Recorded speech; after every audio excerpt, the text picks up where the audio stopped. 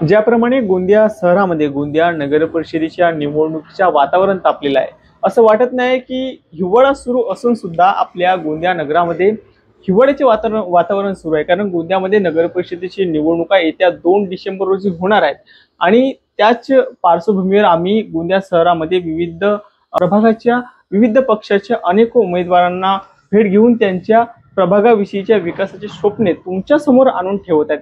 त्याचप्रमाणे आज मी सध्या उपस्थित आहे प्रभाग क्रमांक 21 मध्ये आणि इथे आपल्यासोबत ह्या प्रभाग क्रमांक 21 चे भाजप पक्षाचे अधिकृत उमेदवार भास्करजी राजगिरे आपल्यासोबत इथे उपस्थित आहेत आणि त्यांच्याकडून आम्ही त्यांच्या प्रभागाविषयीच्या विकासाचे स्वप्ने त्यांना आमंत्रित करून आम्ही तुमच्या समोर ठेवणार आहोत. त्या जेव्हा ह्या निवडणुकीमध्ये ते जर निवडून आले आणि निवडून आल्याच्या नंतर प्रभागाच्या विकासाविषयी त्यांची काय स्वप्ने असणार आहेत ही सविस्तर जी माहिती आहे ही तुमच्या समोर ठेवणार आहोत आणि इतर जी चर्चा आहे ती तुम्हाला आम्ही त्यांच्याशी करणार आहोत.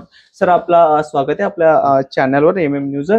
सर, मी तुम्हाला विनंती करते की आमच्या दर्शकांना तुम्ही आपला अल्प परिचय द्यावा. नमस्कार मित्रांनो, मी भास्कर राजगिरे, प्रभाग क्रमांक 21 चे भाजपाचे सर्वसाधारण उमेदवार. सर, आपण एक सामाजिक कार्यकर्ता म्हणून खूप वर्षांपासून आम्हाला पाहावयास मिळत आहे की तुम्ही ह्या क्षेत्रामध्ये कार्य करतात. तर तुम्ही असे कोणते कार्य आमच्या दर्शकांना सांगाल जे तुम्ही एक सामाजिक कार्यकर्ता म्हणून प्रभाग क्रमांक 21 मध्ये केले आहात? मी निरंतर आमचे जनताचे आमदार विनोदजी अग्रवाल यांच्या माध्यमातून आपल्या प्रभागामध्ये अनेक काम केले आम्ही.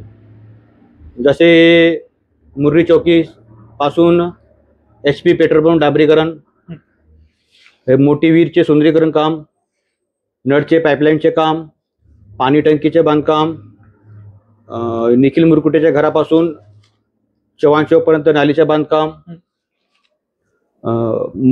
जयवंत बुद्धिविहारचे दुरुस्तीचे बांधकाम, धुकेश्वर मंदिर यांचे दुरुस्तीचे बांधकाम, असे अनेक काम आम्ही आपल्या प्रभागामध्ये विनोदजी अग्रवाल यांच्या माध्यमातून आम्ही करून दाखविले.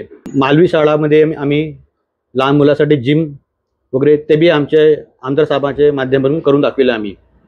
सर, खूपच चांगले कार्य तुम्ही आपल्या प्रभागामध्ये एक सामाजिक कार्यकर्ता म्हणून यापूर्वी केलेले आहेत. पण माझा प्रश्न असा आहे की निवडून आल्याच्या नंतर तुम्ही आपल्या प्रभागामध्ये असे कोणते कार्य करणार जे तुम्हाला वाटते की निवडून आल्याच्या नंतर मला त्या समस्यांवर सर्वात आधी काम करायचे आणि त्या समस्यांना सुधारायचे आहे?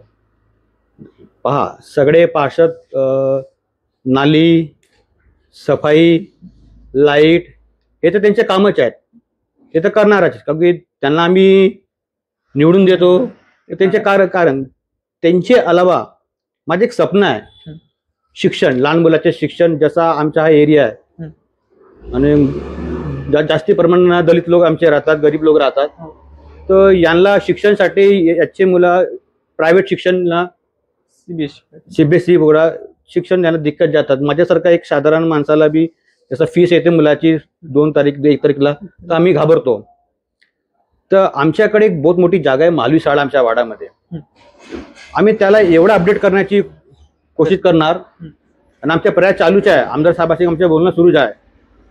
इथं CBSE पूर्ण करणार आणि प्रायव्हेट शाळा जशी अपडेट राहते त्या शाळेला आम्ही 10वी पर्यंत करण्याची कोशिश करणार. अजून वाचनालयाचा आमचा प्रयास आहे. लहान मुलासाठी वाचनालय 2000 स्क्वेअर फीटच्या कमीत कमी तिथं वाचनालय झाला पाहिजे, एवढी मोठी जागा आहे. तर अजून कमसे कम लहान मुलासाठी एक सुंदर गार्डन पाहिजे, कारण या प्रभागामध्ये आमच्या लहान मुलासाठी खेळायला जागा नाही आहे. तर माझा प्रयास राहणार की मी हे करणार. अजून माझी इच्छा आहे की माझ्या प्रभागामध्ये हर चौकामध्ये एक सिक्युरिटी कॅमेरा लावलाच पाहिजे. या कारण काही रात बेराती चोरी चकेटी काही होणार ते कॅमेरामध्ये ते रेकॉर्ड होणार. अजून मी अगर जिथून आलो तर आजकाल व्हॉट्सअप ग्रुप तर एक राहतात, मी असा एक ग्रुप बनवणार. त्या ग्रुपमध्ये वाडाची काही समस्या आहे तो ग्रुपमध्ये ते कोणी टाकणार, तर 24 घंट्यामध्ये त्यांच्या तो निवारण होणार.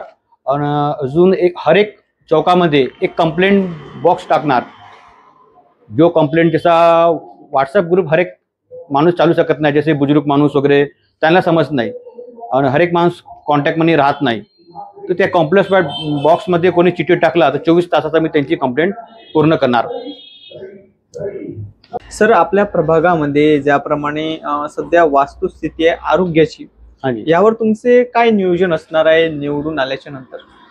ते नियोजन आमच्या अगोदर विचार झालाच आहे. जसं अगोदर मी तुम्हाला सांगितलं की मालवी शाळा म्हणजे आमची एवढी जागा आहे, आम्ही सगळे सुविधा तिथं करू शकतो. की या वाड्यामध्ये आपण एक छोटासा आरोग्य शिबिर तिथं आम्ही एक रूम मध्ये आपण व्यवस्था करू शकतो आम्ही. आणि याच्या बी बोलणं आमच्या आमदारसोबत बोलणं, साहेबांसमोर बोलणं झालं आहे आमच्या. सर, केंद्रामध्ये देखील आपल्या भाजप पक्षाचे सरकार आहे. त्यानंतर आपण जर राज्यात पाहतो तर राज्यात देखील आपल्या भाजप पक्षाचीच सरकार आपल्याला पाहावयास मिळते. त्यानंतर आमच्या जिल्ह्यात जर आम्ही पाहतो, आमच्या विधानसभेमध्ये देखील आपल्या भाजप पक्षाचेच उमेदवार इथून आमदार म्हणून निवडून आलेले आहेत, विनोदसिंह अग्रवाल. तर निवडून आल्याच्या नंतर तुम्हाला असे एखादे निधी आणायला किंवा एखादी कार्य करायला तुमच्या प्रभागामध्ये काही अवघड जाईल असं मला वाटत नाही. यावर काय बोलाल तुम्ही? अवघड तर जाणारच नाही, का की सेंटरमध्ये आमची सरकार आहे, स्टेटमध्ये आमची सरकार आहे.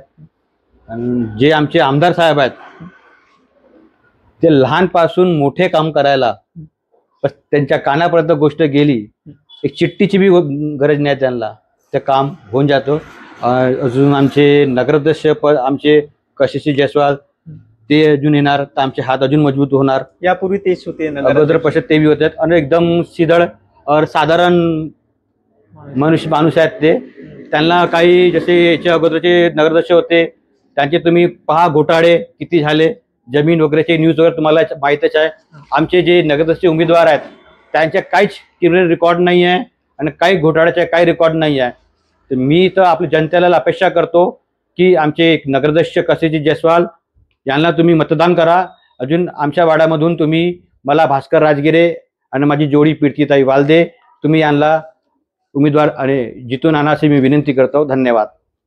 सर, तुमच्या प्रभाग क्रमांक 21 विषयी तुमचे जे काही स्वप्न आहेत ते खूप प्रबल आहेत आणि तुमच्या पुढील वाटचालीसाठी आणि पुढील प्रचारासाठी, पुढील निवडणुकीची जी काही वाटचाल असणार आहे त्यासाठी मी तुम्हाला आमच्या चॅनलकडून खूप खूप शुभेच्छा देतो आणि पुढील वाटचालीसाठी आमच्याकडून तुम्हाला खूप खूप शुभेच्छा. धन्यवाद, बहुत बहुत धन्यवाद. मी अगर जिंकणार तर मी नाही जिंकणार, माझा प्रभाग पूर्ण जिंकणार. कारण की माझी जनतेने मला उभं केलं आहे की त्यांना माझ्यावर पुष्कळ विश्वास आहे की हा आमचा मुलगा, भाऊ, दादा पार्षद नसताना बी यांनी एवढे काम केलेलं की हा मुलगा अगर जिंकणार तर हा काही नवीन करणार अशी अपेक्षा आहे. त्यांची अपेक्षा मी तुटू नाही देणार. ठीक आहे.